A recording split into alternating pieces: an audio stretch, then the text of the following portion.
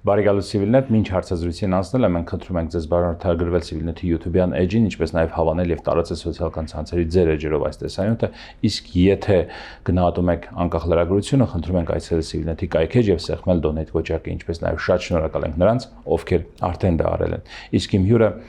քաղաքական վերլուծաբան Հակոբ Բադալյանն է։ Բարև ձեզ։ Բարև ձեզ։ Հակոբ, շնորհակալ եմ հրավեր ընդունելու համար։ Մենք ձեզ հետ պետք է խոսենք եւ այդպես էինք պայմանավորվել Գյումրու ընտրությունների մասին, բայց Գյումրու թիմ ընտրությունները ունեցան նաեւ այսպես անուղակի կորուստների առիթ դառան կամ կորուստի առիթ դարձավ քաղաքացիական պայմանագիր կուսակցության համար, որովհետեւ այն միջադեպը, որ Գյումրու ընտրությունների ֆոնին եւ ընթացքում տեղի ունեցավ падգամավոր Վիլեն Գաբրիելյանի եւ լրագրողների միջև, դա այսօր իր արձագանքն է ունեցել այն առումով, որ падգամավորը Facebook-յան իր էջում հայտարարել է կամ հայտարարություն է տեղադրել այն մասին, որ վայր է դնում իր մանդատը։ Նախ կխնդրեմ ես իրավիճակին ձեր գնահատականը տաք, ամեն դեպքում այստեղ որոշակի պատասխանատվության մեխանիզմ է եւ էլեմենտ է աշխատում հանրային պատասխանատվության, բայց երկրորդ մասը հայտարարության մեջ ասում է հետեւյալը, որ ինքնա առաջադրվում է կամ առաջադրվում է կուսակցության վարչության անդամի թեկնածու եւ քանի որ կուսակցություն լրջագույն առողջացման, փոփոխության, կերպարանափոխման կարիք ունի։ Մանդատը վայր դնելու մասով ես կարծում եմ սպասելի որոշում էր, որովհետև դժվար կլիներ պատկերացնել այդ միջադեպից հետո, այդպիսի միջադեպից հետո, որը նման արձագանքի արժանացավ, նման դրսևորում ստացավ նախ հանրային տիրույթում եւ նման արձագանքի արժանացավ, դժվար կլիներ պատկերացնել, շարունակել падգամավորական գործունեությունը այդպիսի միջադեպից հետո։ Եվ կարծում եմ ընդհանուր առմամբ ճակերտավոր կամ պատկերավոր դրական է, եթե այսպիսի մեխանիզմ աշխատում է, այսինքն հիմա անկախ այն ամենից, թե ում հետ գործ ունենք, եթե հայտնվում են падգամավորները, ընդհանրապես հանրային գործիչները այդպիսի վիճակում, ապա ես կարծում եմ պետք է հետևի առնվազն անձնական պատասխանատվություն եւ նաեւ քաղաքական որևէ այսպես թիմի պատասխանատվություն։ Այստեղ հարցն այլ է, որ Վիլեն Գաբրիելյանը մեղմ ասած միակը չէ,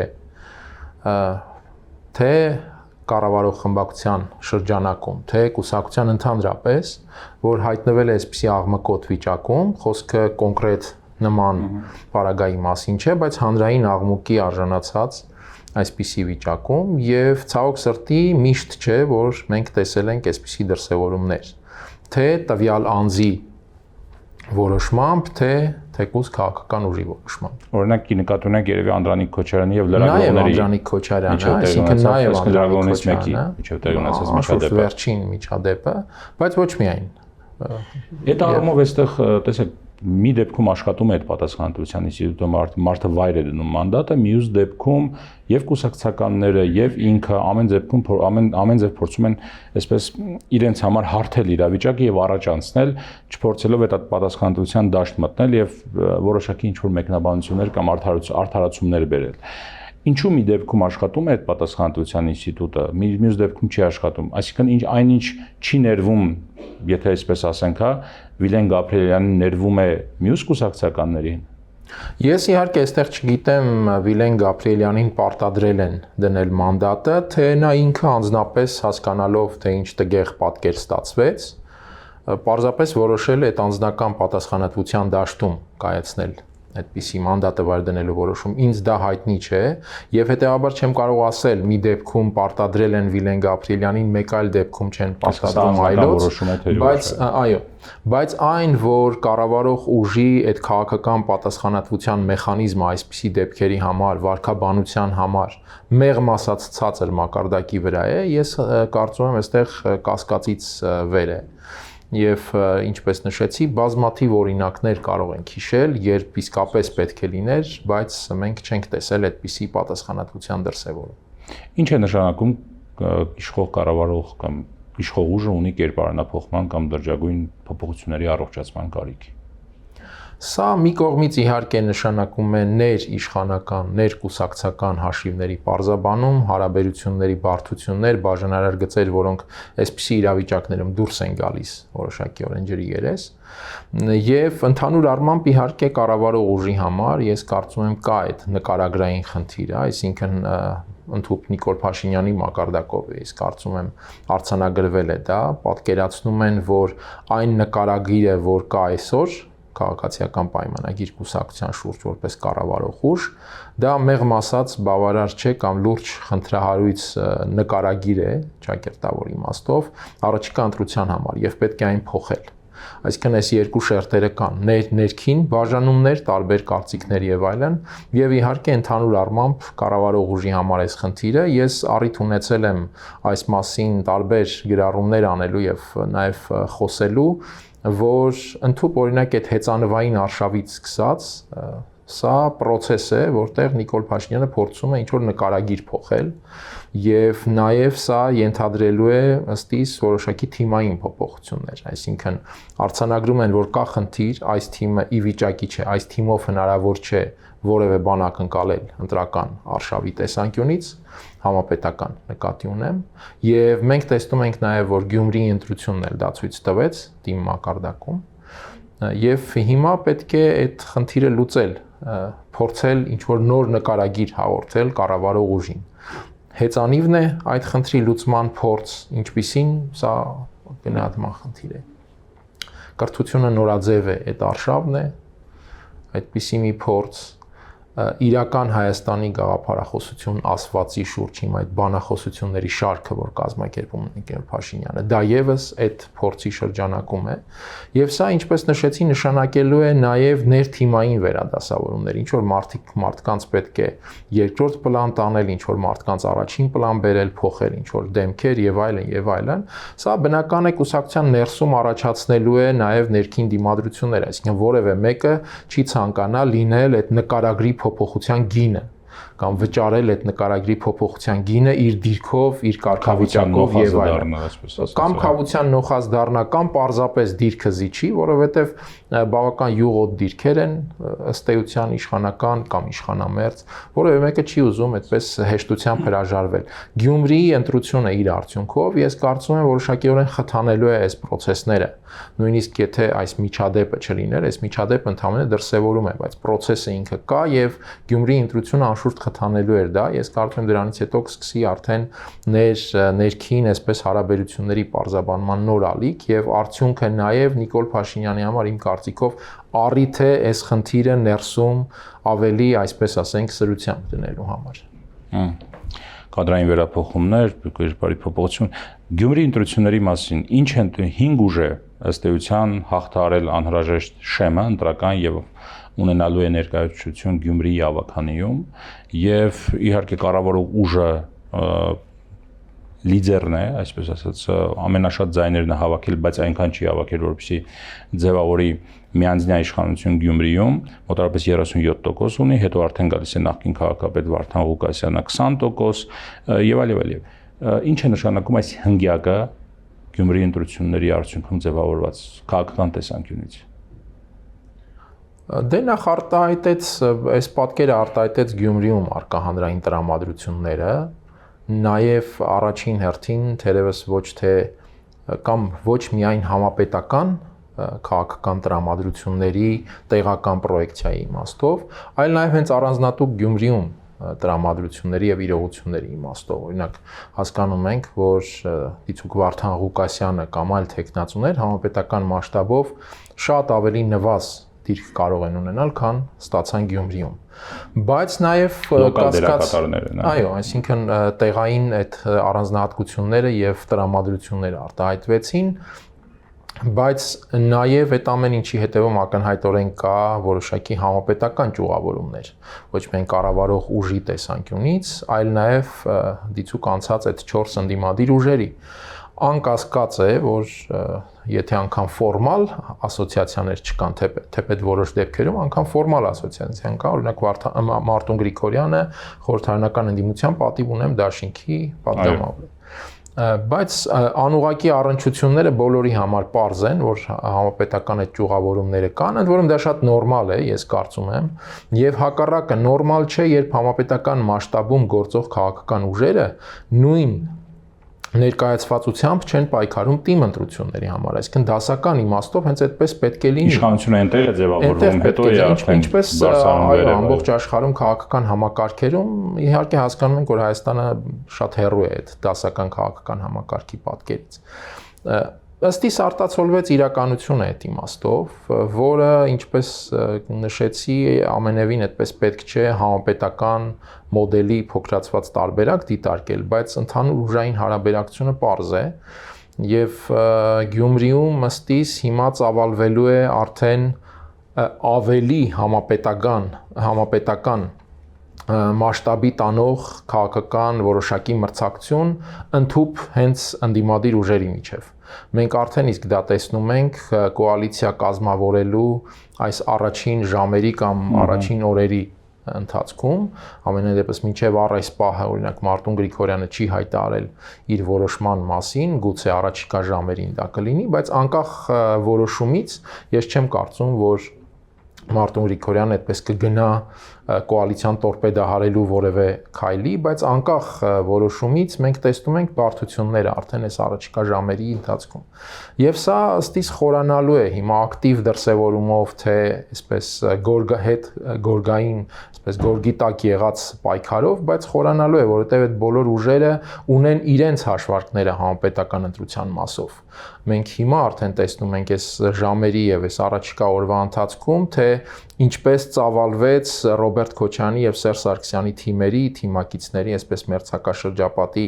կամ դրան ասոցացվող առնչվող մարդկանց միջև փոխադարձ մեղադրանքների հերթական ալիքը, արդեն Գյումրու ընտրությունը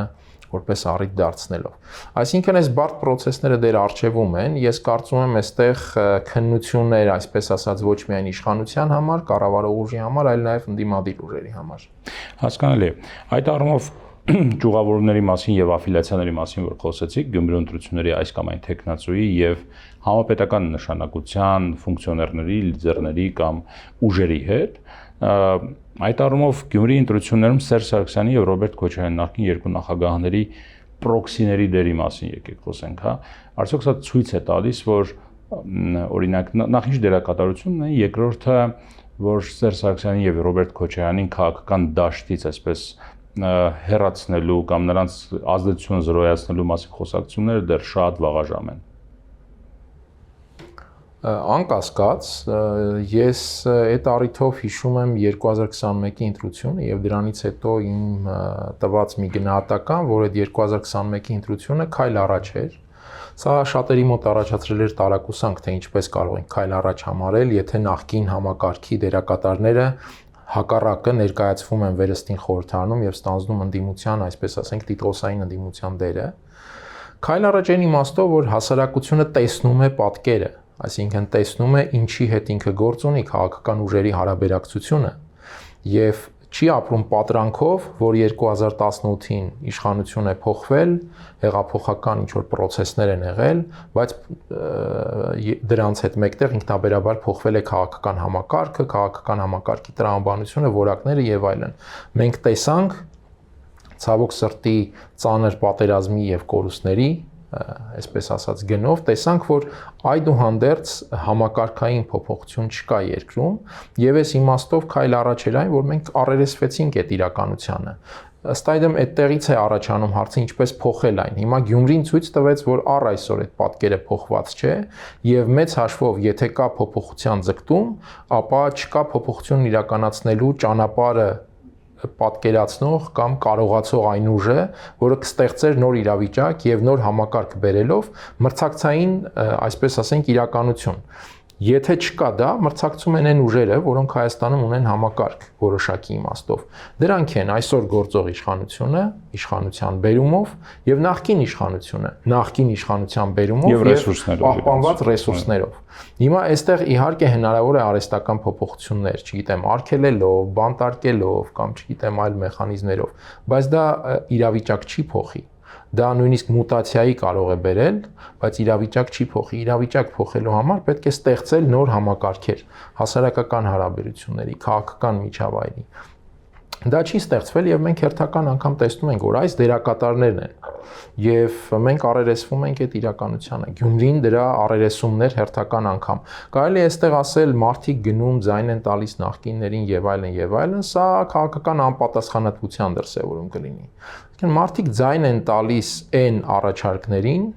որը ստանում են։ Տվեք մարդկանց ավելի առարկայական, համոզիչ, գործնական առաջարկներ, ոչ թե խոսքեր ավելի գեղեցիկ, չգիտեմ, ավելի բարեհունչ եւ այլն, եւ կտեսնեք արձագանքը, բայց ամբողջ հարցը այն է, որ այդ նոր որակի համակարգային նոր առաջարկը դա պահանջում է ձևավորելու, մշակելու, իրագործելու եւ այլն բավական երկար ժամանակ։ Մեր քաղաքական դաշտում, մեր հասարակական քաղաքական կյանքում երկարաժամկետ ռազմավարությամբ քաղաքական ծրագիր ըստ էության գոյություն չունի։ Այսինքն բոլորը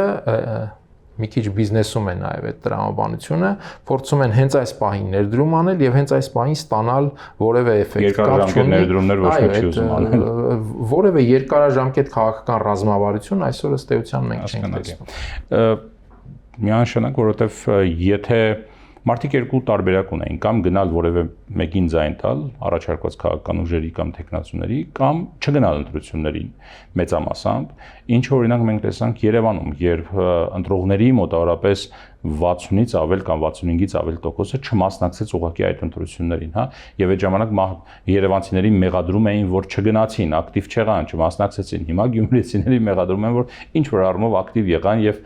այդ ամենայն քվեարկեցին։ Արդեն իրենց ընտրազանգվածն են մոբիլիզացնում եւ ստանում անհրաժեշտ պատկերը։ Այո, Մարտուն Գրիգորյանի մասին մեծ հաշվով հիմա քաղաքական ներկապանակը Գյումրիի ձևավորվել է բացի Մարտուն Գրիգորյանի դիրքորոշումից, հա, այն քաղաքական ուժերը ընդդիմադիր, որոնք անցել են ավականի, ունենալու են ներկայացություն ավականիում, իրենց աջակցություն են հայտնել ընդդիմության շարքերում ամենամեծ ձայն հավաքած կոմունիստական կուսակցության տեխնացու Վարդան Ղուկասյանին, հետաքրքիր է ձևակերպում, որ ամեն անգամ անում են կոմունիստական կուսակցության տեխնացու Վարդան Ղուկասյանին։ Եվ իշխանությունը իր 37% ձայներով մոտավորապես կամ 38 Մարտուն Գրիգորյանը 15% իր ձայներով պետք է որոշում կայացնի։ Այս առումով ինչ գործոններ կարող են ազդել, նախ ինչու է լռում ըստ ձեզ մինչև հիմա։ Երկրորդը ինչ գործոններ կարող են ազդել Մարտուն Գրիգորյանի վրա դեպի ՔՊ կամ դեպի ընդդիմություն թեքվելու, գնալու, աջակցելու ուղղությամբ առումով։ 3 կա իմ գնահատմամբ։ Մեկը զուտ անձնական հարաբերությունների կամ չգիտեմ խմբային հարաբերությունների դաշտը Գյումրու ներսում Մարտուն Գրիգորյան, Վարդան Ղուկասյան այս թևերի միջև դրա մասին շատ է խոսվում։ Մյուսը քաղաքական հաշվարկները, ինչպես նշեցի, յուրաքանչյուր ուժ ունի խորհրդարանի ընտրության հետ կապված իր հաշվարկները եւ բոլորն էլ մեծ հաշվով Գյումրին դիտարկել են որպես այդ հաշվարկների ճանապարհի հանգրվան։ Այդ հանգրվանում հիմա X պահին կա միանալու ինչ որ ընդհանուր նպատակ կամ ընդհանուր կարճաժամկետ խնդիր, բայց բաժանող ավելի երկարաժամկետ կամ նվազագույնը միջնաժամկետ հանգամանքները պակաս չեն եւ բնականաբար դրանք էլ իրենց դերը ունենում են որոշումների կայացման, ձևավորման, քննարկումների եւ այլն փուլում։ Կա նաեւ այդ կախված քրեական գործերի հանգամանքը։ Ես այստեղ չեմ կարող ասել դա ինչ դեր է ունենում, այսինքն հնարավոր է արդյոք դրանով ազդել Մարտուն Գրիգորյանի կամ 4 ընդդիմադիր ուժերից որևէ մեկի վրա, ես չեմ կարող ասել։ Նպատակ ազդելու այդ գործերը կարող են ունենալ, բայց նպատակը կարող են սպասարկել, այսինքն իսկապես ազդել որոշումների կայացման վրա, ես չեմ կարող ասել, բայց ըստ իս այդ 3 գործոններն են։ Եվ դրանց հանրագումարում է ձևավորվելու որևէ որոշում Մարտուն Գրիգորյանի, մենք թերևս տեսագրությունից հետո գուցե արդեն կարելի ասել հիմա ինքը ծանրուկշիռ է անում այդ գործոնները ձեր ասած։ Ես կարծում եմ, այո, այդ գործոնների շրջանակում է ձևավորվում։ Հիմա դրանցից որը ինչ աստիճան ունի այդ process-ում, ես չեմ կարող ասել, բայց իմ գնահատմամբ այդ 3 գործոնների շրջանակն է որոշումների կայացման։ Կարող է լինել մի իրավիճակ, որ Մարտուն Գրիգորյանը աջակցի Սարիկ Մինասյանին, իշխանության տեխնացուին։ Ես չեմ պատկերացնում այդպիսի իրավիճակ, որովհետև շատ հստակ դիրքորոշումներ է արտահայտել նախընտրական շրջանում եւ այդ սցենարով առաջ շարժվելը որևէ կերպ պատկերացնելի չէ, դա պարզապես քաղաքական ինքնասպանության կամ նույնիսկ անձնական արժանապատվության իմաստով կլինի ինքնասպանության։ Նա մի գրառում արեց ընտրություններից հետո, որ ԿՊ-ն հաստատ քաղաքապետ չի ունենա Գյումրիում։ Սա թեպետ երկիմաստության որոշակի այսպես հանգամանք ստեղծեց, մարդիկ սկսեցին դրա շուրջ մտավարժանքներ անել եւ մտավարժանքներից մեկն էլ այն էր, որ հնարավոր է լինել այնպես, որ ԿՊ-ն աջակցի ԿՊ-ն Մարտուն Գրիգորյանին կամ իր տեխնացուին դարձնի քաղաքապետ իր փոխքաղաքապետերով մոտարապես այնպիսի իրավիճակ ինչպես Բալասանյան դաշինքի հետ էր։ Այսինքն ԿՊ-ն էլի չի ունենում քաղաքացիական պայմանագիրը, էլի չի ունենում քաղաքապետ, բայց լինում է իշխանություն, այո։ Այդ տարբերակն էլ ես չեմ պատկերացնում, որովհետև դա հավասարազոր կլինի պարզապես ԿՊ-ի հետ գործարքին։ Իսկ դա, ինչպես նշեցի, թե անձնական վարկի իմաստով հարված կլինի Մարտուն Գրիգորյանին, թե նաև քաղաքական իմաստով կլինի հարված։ Եվ վերջինը Ինչ նշանակություն էին այս ընտրությունները 2026 թվականի համապետական ընտրություններից առաջ։ Արդյոք ինչ որ առումով դրա